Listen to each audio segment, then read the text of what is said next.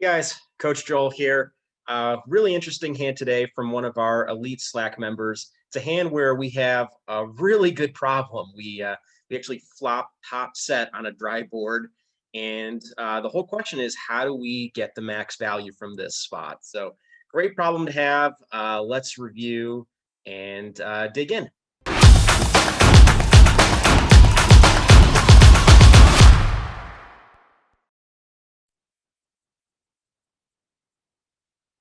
We are dealt pocket sevens in the big blind. This is a 30 cent, 60 cent cash game. So roughly 100 big blinds deep, folds around to the button. It makes a standard 3x open. It's called by the small blind. And we decide to flat. I actually like this flat. We're closing the action. We're getting really good pot odds to continue here. I understand that there's been a push nowadays towards a lot more three betting, not just from the small blind, which is a three better fold spot, but a lot of online games have we've seen that big blind players are three betting a lot more with their range.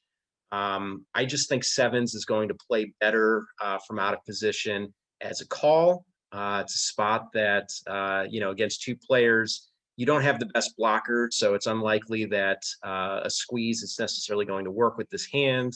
And on a lot of flops, you're going to have to check fold. So I just think that this flat is fine from the big blind specifically. We may consider a three bet a little bit more often from the small blind, not closing the action.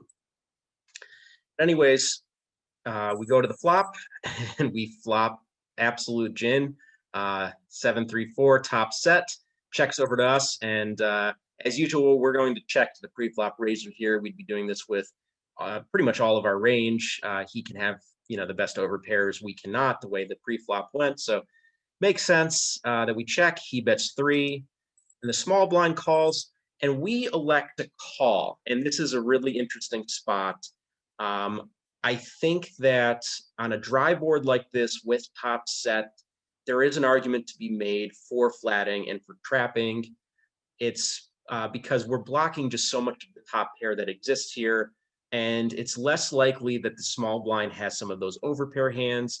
We may be putting him, occasionally he'll be trapping with a big hand that can call us down like threes or fours, but a lot of the time here, he's going to have a hand like, pocket fives, pocket sixes, 4-5 suited, ace five with double gutter. He's going to have a lot of middling hands here. And if the button does not have an overpair, it's possible that we don't get action and, our hand goes to waste. However, I would still consider raising even on the dry board texture here for a lot of reasons. Number one, a 5 or a 6 can not only beat us, but can kill our action in the event that the other players have a hand like pocket eights. Also, in this spot, and this is a really unique dynamic in multi-weight pots.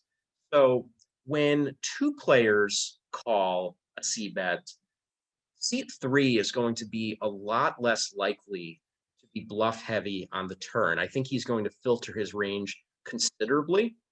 And a lot of turn cards are going to cause him to have to check. So even if he has a middling pair like 8s through 10s right now, if an overcard to the board comes, he's going to have to check that back. If he's bluffing, he's often going to check back because two players have called his bets. So unless C3 is like kind of a very aggro player that's just going to keep betting regardless of kind of the action in front of him, we can't necessarily count on him to continue betting our hand for us. And this is a trap that I think a lot of players fall into, especially from out of position, is they're, especially as a pre-flop caller too, they're so used to checking the flop to the pre-flop raiser, which makes sense on a lot of board textures because the pre-flop raiser has a range advantage much of the time. So he's going to be the one driving the action. However, one kind of subtlety that often gets overlooked is that once we call on the flop, the pre-flop raiser in a lot of spots no longer actually has an equity advantage. And that's because our call has filtered our range considerably because we're not calling with our air. We're calling with a lot of made hands, good draws, some speculative hands, but in general, our range has been filtered by the calling action. His range is still wide because he could be bluffing a wide range on the flop. So in a lot of spots, after the out of position player calls a bet, it's not necessarily true that he's still at an equity disadvantage. His range actually may have taken the lead now because it's filtered. So we have to evaluate turn cards and whether uh, you know it has shifted back in favor of the pre-flop raiser, or whether our filtered range is now ahead. So in other words, in this spot, we get the two parts, and it checks to us. And I think this is a critical spot. So we chose not to raise the flop, which is trappy. Um, we were hoping that maybe the small blind would lead here, but he doesn't. And now we have a decision. And I think that because both blinds have called here, and because the C3 is likelier to give up on his bluffs, knowing that our ranges have been filtered or improved to actual hands, there's a very real risk that he checks back here. And that would be kind of disastrous with our hand. We have such a strong hand. We don't want to, we don't want the pot to be $14 going into the river. We just would lose so much value if that were the case. So I would not fall into the trap here of, counting on C3 to bet our hand for us. I think in this spot, I actually would make the bet myself. C3 may interpret this as a weak lead. If we bet like, say, $9, around 2/3 of the pot, even half the pot, he may view this as a weak lead. And, maybe he'll raise with his overpairs and we make even more money. Maybe he will even interpret our lead as an opportunity to show additional strength and rebluff us if he is one of those aggro players that I mentioned before. And even if he folds his bluffs after c-betting somewhat loose, and then gets called by two people, he gives up on the hand, we still have a really good chance of getting value from C4. I mean, this is a board where um, pretty much anything calling the flop. I mean, I shouldn't say anything, but most everything calling the flop from most low stakes players is going to continue calling on this turn. The board is, only become more connected, and he had a lot of like pair plus gut shots, pair plus open ender type things on the, well, not pair plus open ender necessarily, but now he can have pair plus open ender. So he has a lot of kind of, sticky hands that are going to come along for the ride on the turn, that won't be folding on this card. So I wouldn't want to be missing value here. I wouldn't want to fall into that trap of just kind of letting the pre-flop raiser, do all the betting for us, especially after two people have called. So as played, we decided to check, and we're hoping C3 bets. He doesn't, and we miss the opportunity to grow the pot. The river is the 3 of diamonds, so we have a very nutted hand unless somebody somehow has pocket threes. And seat 4 decides to bet about half the pot into two people. So this is a spot where seat 4 almost never has a bluff.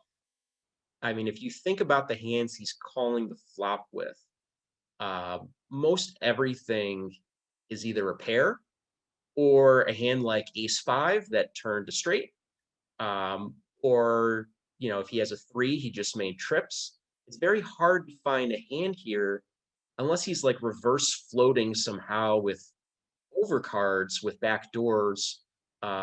It's very hard to find that many bluffs here, and he's unlikely, I think, to bluff those from out of position into two players. So when he makes this bet, I'd be putting him on a number of made hands, and maybe he just has the remaining 7 in the deck. Maybe he has pocket 8s, but I would take a risk here and hope that he has a 3 or ace-5 or a trapped straight, or even a weaker set, and kind of shoot for the moon on this raise, it's a spot where I think that if he only has a hand like 6-7, um, kind of a middling value bet that probably shouldn't be betting this river anyways. But if he has something like that, there's a good chance he's going to fold to your raise no matter what size you make it. So in kind of these inelastic spots where if they have a hand of like a weak strength and they're going to fold no matter what size you make the raise, or they have a really good hand and they're going to call no matter what size you make the raise, your raise size is almost what's called inelastic. It's a spot where it doesn't really matter how big you go, you're going to get the same type of response from just depending on which hand category he's in. So I like a really big raise here. Um, he may not call a jam necessarily, um, but I think something like 35 to $40 could be effective here, just for the hands that we're targeting. And I know that a lot of people will push back on this size and say, just as seat uh, 4 has very few bluffs, we have very few bluffs. So how can we value bet this large when we're not really balancing it with much of anything? And um, to that, I would say that again, I don't think at these lower stakes we need to be always playing a GTO style balanced game. I think doing that is going to leave value on the table. Seat 4 has ace 3. If seat 4 has ace 5, and if he's like most players at these stakes, he's going to call a very large river raise.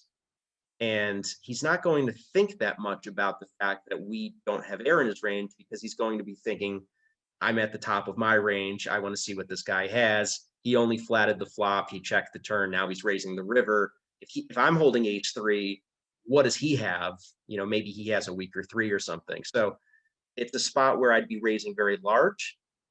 As played, we decide to make a 3x raise, which is a little smaller than I would have gone, and seat 4 ultimately folds. Interesting to think about what he might have been bet folding here. My guess is he did have some sort of hand that probably shouldn't have been betting here in the first place, because it's unlikely that he's totally bluffing. So he's probably betting some sort of medium strength hand. Maybe he did have the last 7 in the deck, and decided to bet fold with it. But in any event, he wasn't going to call he wasn't going to call a small raise with that type of hand anyways. So we might as well have been targeting his very strong hands in the event that we got lucky and kind of hit this home run cooler to make the maximum. So I hope you liked it. Always a good problem to have top set that turns into a full house, but from out of position, it's much harder to get the max. And generally, I don't love slow playing from out of position. I understand when we have top set, when it's a dry board, we can experiment with it. A wet board probably would want to raise anyways. And, really have to just feel out what you think your opponents are ultimately going to do in this hand. If these are players that are extremely aggressive and will make over bets for you, then sometimes you can allow them to do the betting for you. But a lot of times, especially against more passive opponents at lower stakes, we have to take matters into our own hands. So that's it for now. Talk to you soon.